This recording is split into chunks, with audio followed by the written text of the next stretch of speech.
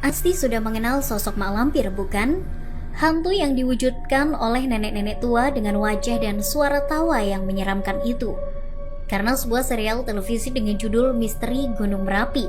Kemudian banyak yang salah menduga jika mak lampir kisahnya berasal dari Gunung Merapi di Jawa Tengah.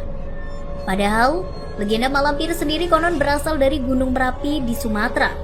Legenda ini berasal dari kaki Gunung Merapi di Provinsi Sumatera Barat. Alkisah, pada zaman dahulu ada seorang putri cantik jelita yang bernama Siti Lampir Maimunah dari Kerajaan Champa. Kerajaan Champa pernah menguasai daerah Vietnam Tengah dan Selatan pada abad ke-7. Siti Lampir Maimunah tumbuh menjadi gadis dewasa. Ia baik dan pemalu, sama seperti halnya perempuan pada umumnya. Sama seperti kebanyakan orang, ia juga memiliki kisah asmara.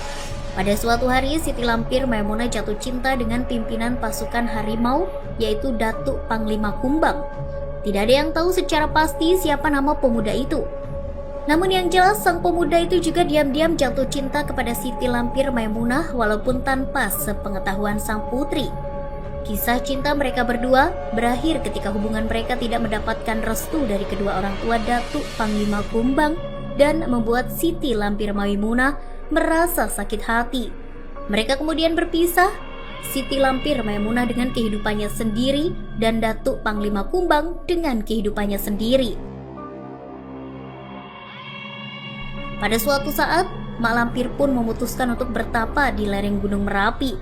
Dalam persemedian tersebut, Mak Lampir bertemu dengan seorang pertapa yang memiliki ilmu tinggi, yang akhirnya pertapa tersebut menjadi guru Mak Lampir dan membuat ia jadi sangat sakti hingga sulit ditandingi. Setelah cukup lama tak bertemu, pada suatu hari Siti Lampir Maimunah dan Datuk Panglima Kumbang dipertemukan kembali dalam sebuah peperangan.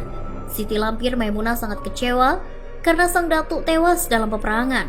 Apalagi saat ia baru mengetahui kalau sang datuk juga mencintai dirinya.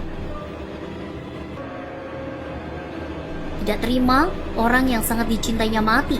Akhirnya dengan segala kesaktiannya, Mak Lampir pun berusaha untuk menghidupkan kembali Datuk Panglima Kumbang dengan mengikat jiwa sang datuk di bumi. Sang datuk pun kembali hidup lagi.